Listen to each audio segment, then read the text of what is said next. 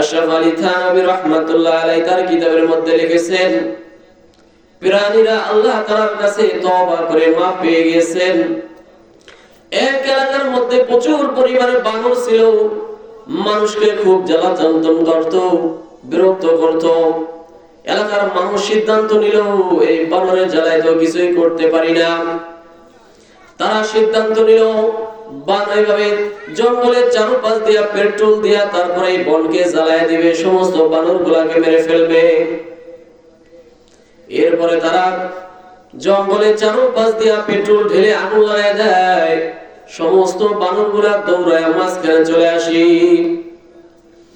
তাদের মাঝে যে বড় বানর ছিল, লিডার ছিল, সে তাদের সামনে বৈশা তার হাতখানাকে উপরে উঠায় দিয়ে আল্লাহ তাআলার কাছে ক্ষমা চাইতে লাগলেন। আল্লাহ হে রব্বুল আলামিন, মানুষকে আমরা কষ্ট দিতাম, মানুষ আজকে বিরক্ত হয়ে আমাদেরকে হত্যা করে ফেলতেছে, আগুনে পুড়ায় দিবে। মাওলা তোমার কাছে মাফ চাইলাম মাওলা, আর কখনো মানুষদেরকে কষ্ট দিব না। মাওলা দয়া করে আপনি আমাদের বাঁচাইয়া দেন, এই আগুনে আমাদেরকে আপনি জ্বালাইয়া দিয়েন না। আশরাফ আলী থানভী রাহমাতুল্লাহ আলাইহি বলেন, যখন বানর এভাবে হাত তুলে আসমানের দিকে কান্না করতে শুরু করলো, সাথে সাথে আল্লাহ তাআলার আসমান থেকে রহমতের বৃষ্টি এসে तमाम আগুন গুলাকে নিভাইয়া দিল। সুবহানাল্লাহ।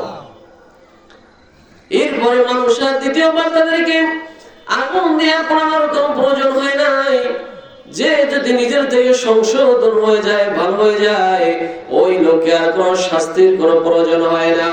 আশরাফ আলী থানভী রাহমাতুল্লাহ বলে, একদল প্রাণী যদি আল্লাহ তাআলার কাছে তওবা করার কারণে জীবনের গুনাহগুলো মাফ পাইতে পারে, আমরা তো আশরাফুল মাখলুকাত, সৃষ্টির সেরা জীব, আমরা যদি আল্লাহ তাআলার কাছে হাত তুলি, আল্লাহ তাআলা খুশিন কালো বান্দাকে ফিরিয়ে দিবে না। সুবহানাল্লাহ।